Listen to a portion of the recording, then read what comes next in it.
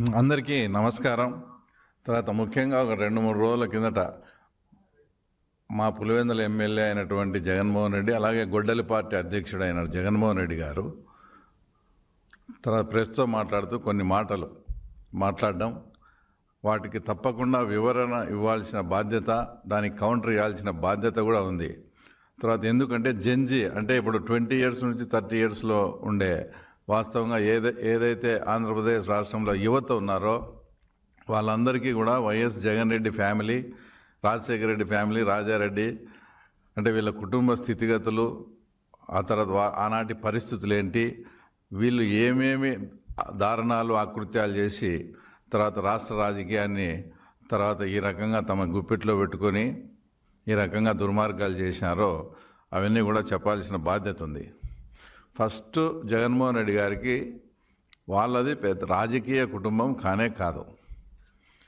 వాళ్ళు చేసే దారుణాలు అకృత్యాలు ఆ కాలంలోనే బ్రిటిష్ వాళ్లకు తొత్తులుగా ఉండి వీళ్ళు చేసే పనులు నచ్చక నా సొంత మండలం సింహాద్రిపురం మండలంలోని బలపనూరులో గ్రామస్తులంతా ఆ గ్రామం నుంచి వెలివేస్తే అప్పుడు అక్కడి నుంచి మైగ్రేటెడ్ అయ్యి పులివెందులకు వచ్చి స్థిరపడినారు. అంటే పులివెందుల టౌన్లో. అది వాళ్ళ కుటుంబం యొక్క బ్యాక్గ్రౌండ్. అంటే ఆ కాలంలోనే బ్రిటిష్ వాళ్లకు తొత్తులుగా మారి ఆ తర్వాత మనం ఏదైతే స్వాతంత్ర సమరయోధులు వాళ్ళకున్నారో ఆ కాలంలోనే భారతదేశానికి అన్యాయం చేసిన కుటుంబ చరిత్ర వాళ్ళది. అలాగే ఈయన చేసుకుంటూ మళ్ళా మాదేందో పొలిటికల్ ఫ్యామిలీ, మా నాన్న నాకు రాజకీయం ఇట్లా చేయనాడు అట్లా చేయనాడు అని చెప్తాడు కదా.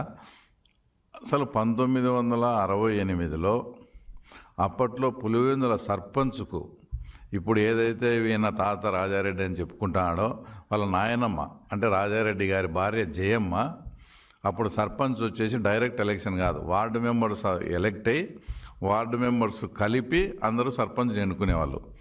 1968లో రాజారెడ్డి గారి సతీమణి జగన్మోహన్ రెడ్డి గారి నాయనమ్మ రాజశేఖర రెడ్డి గారి తల్లి అయినటువంటి జయమ్మ గారు పులివెందుల సర్పంచ్ ఎలక్షన్స్లో భాగంగా ఒక వార్డు మెంబర్కు పోటీ చేస్తే గాడిచర్ల కృష్ణమూర్తి అనే ఒక ఆయన చేతుల్లో వార్డు మెంబర్కు ఓడిపోయిన చరిత్ర వీళ్ళది.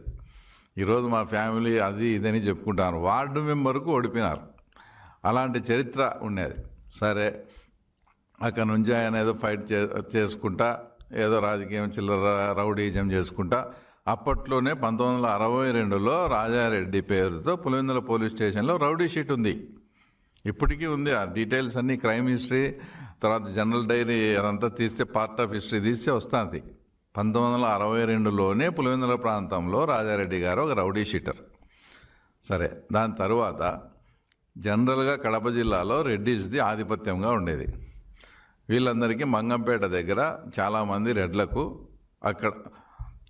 రెడ్లకు అక్కడ బైరైటీస్ వచ్చాయి. అంటే ముగ్గురాయి.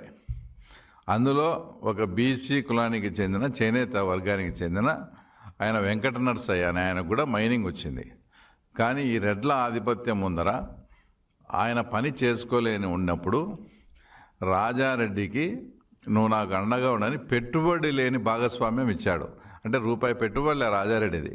ఓరికి ఆ రెడ్ల సందును నేను ఇబ్బంది పడతానా, నువ్వు కూడా రౌడీవే కదా, నిన్ను అడ్డం పెట్టుకుని ఉంటే నాకు కొంత మేలు జరుగుతుంది, నీకు పెట్టుబడి లేకుండా ఇంత వ్యాపారం ఇస్తానని అక్కడికి ఎంటర్ అయ్యి కాలక్రమేణా ఆ వెంకట నరసయ్యనే హత్య చేసిన దుర్మార్గమైన చరిత్ర వీళ్ళది. అంటే ఎవరైతే నిన్ను బాగుపరుస్తాము అని నమ్మి పెట్టుబడి లేకుండా వ్యాపారం చేపించుకోమని పిలిచిన ఇతన్ని హత్య చేసినారు.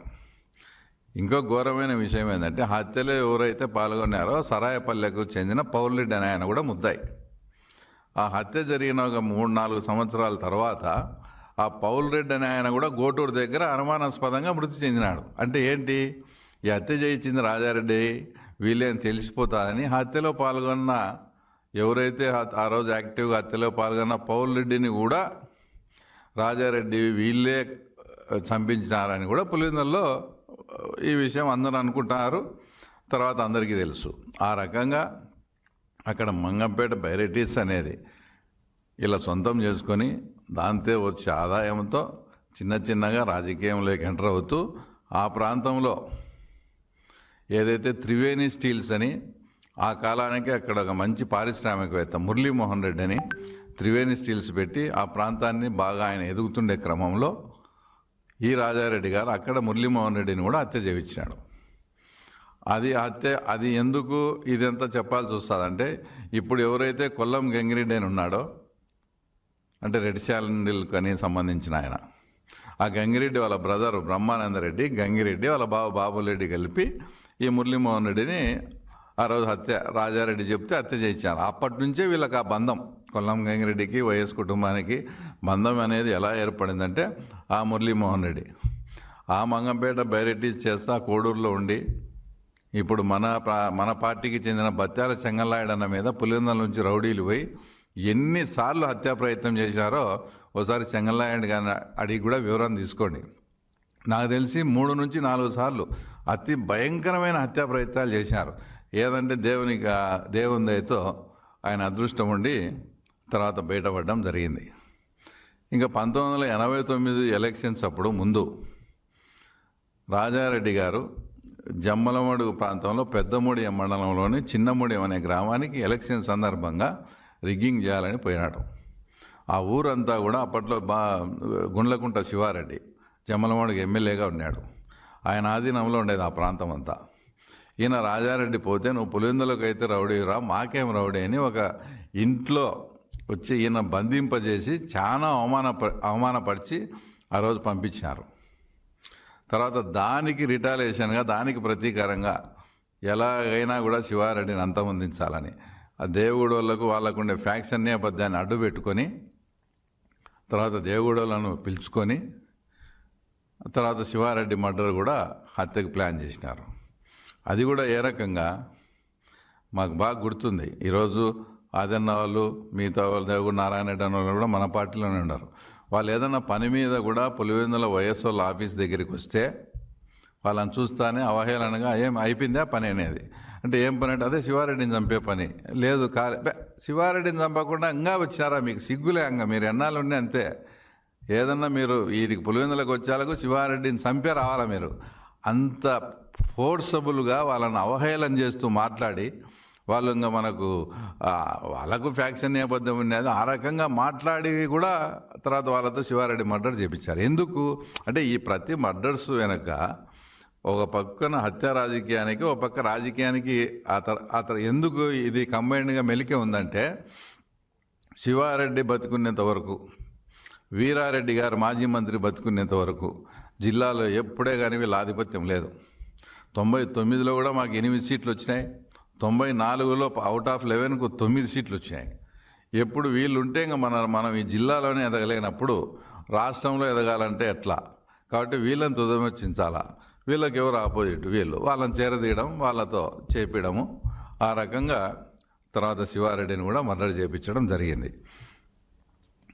ఇక రాజారెడ్డి హత్య, ఇది ఆయన మాట్లాడడం ఏదో జాలితో వదిలేసినాము, చూస్తూ వదిలేసినామని.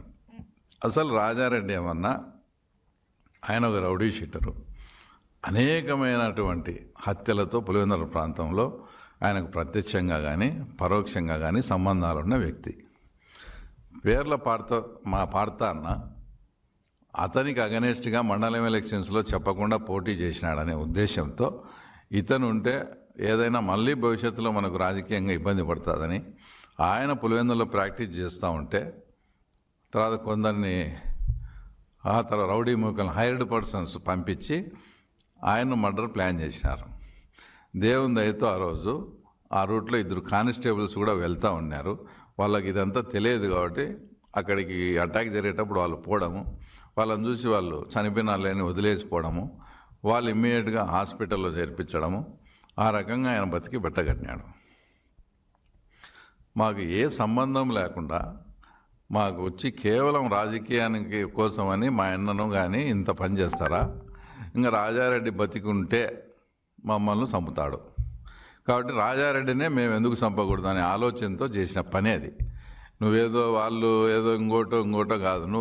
నువ్వు బతికుంటే అతను మమ్మల్ని చంపుతావు. అట్టప్పుడు ఎవడైనా విధి లేని పరిస్థితుల్లో మా అన్న మీద అటాక్ చేసినారు, నువ్వు బతికుంటే మళ్ళీ మమ్మల్ని చేస్తావని ఇంకా మేము మనుగడ సాగించాలంటే రాజారెడ్డి అనే వ్యక్తి భూమి మీద ఉండకూడదని వాళ్ళు ఆ రోజు అటాక్ చేయడం, ఆయన చనిపోతే ఆ రోజు సొంతం పాడతా అన్న వాళ్ళ తమ్ముడు ఉమామహేశ్వరరెడ్డి కూడా ఆ రోజు ఆ తర్వాత వీళ్ళతో హత్య గావింపమన్నాడు. ఆ రోజు ఆ బాంబులు వేసే క్రమంలో ఆయనకు కూడా దెబ్బ తగిలి వేరే చోటు ఉంటే పులివెందుల నుంచి పోయి ఎవరైతే ఇప్పుడు భారతీయ వాళ్ళ ఫాదర్ కానీ, అవినాష్ రెడ్డి ఫాదర్ కానీ, భాస్కర్ రెడ్డి కానీ, ఈసీ గంగిరెడ్డి కానీ ఆ కేసులో ముద్దాయిలు అందరూ వాళ్ళు. ఆ రోజే ఈ రిటాలియేషన్కు ప్రతీకారంగా ఆ రోజే జరిగింది. విచిత్రమైనది ఏంటంటే రాజారెడ్డి మర్డర్ చేసినారని ఉమామహేశ్వరరెడ్డిని మళ్ళీ వాళ్ళు వచ్చి చంపితే రాజారెడ్డి కేసులో పడిన వాళ్ళకు మీ అధికారాన్ని ఉపయోగించి శిక్ష పడింది. దానికి ప్రతీకారంగా జరిగిన మర్డర్లో శిక్ష పడలే. అంటే మీరు అధికారాన్ని ఏ రకంగా దుర్వినియోగం చేసి తర్వాత ఇంకా మేము జాలిపడి వదిలేసాము. నువ్వు వదిలేసేది ఏంది? వాళ్ళ నానా రకాలుగా ఇబ్బందులు పెట్టినావు. తర్వాత హైకోర్టులో వాళ్ళకు లైఫ్ పడింది. అది లైఫ్ ఎట్లా పడిందా ఏమనేది ఇంక అది మనం అవన్నీ ఇంక మాట్లాడకూడదు. లైఫ్ పడేట్టుగా చేసినారు. వాళ్ళ కుటుంబాలే సర్వనాశనం అయిపోయినాయి. 10-12 ఏళ్ళు జైల్లో ఉండొచ్చి ఇంకా తర్వాత వాళ్ళ మీద జాలి పడేది ఏంది? జాలి కాదు అది. అంతవరకు మీరు మీ ఇష్టం వచ్చినట్లు పల్లెల్లో వీళ్ళతో వాళ్ళని మర్డర్ చేయొచ్చు, వాళ్ళతో వీళ్ళని మర్డర్ చేయొచ్చా పబ్బం గడుపుకుంటూ ఉన్నారు. ఎప్పుడైతే పాఠశాలరెడ్డి వాళ్ళు ఇది కరెక్ట్ కాదు, మనం ఆయన బతికుంటే మనం చంపుతాడని వాళ్ళ ఇంట్లో మనిషి జోలికి పోయేటప్పటికే వాళ్ళు కొంచెం మేలుకొని ఇది మన ఇంటికే చుట్టుకొని వస్తుందని మీరు భయపడి ఆ తర్వాత మళ్ళీ వాళ్ళ జోలికి పోలే. జాలితో కాదు, కేవలం వాళ్ళకి భయపడి. వాళ్ళకంటే రేపొద్దున మనం ఎవరి మీదకి పోయినా కూడా మన ఇంట్లో వాళ్ళ మీదకి వస్తుందని అప్పుడు భయపడి అక్కడి నుంచి కొంతకు కొంత తగ్గడం జరిగింది.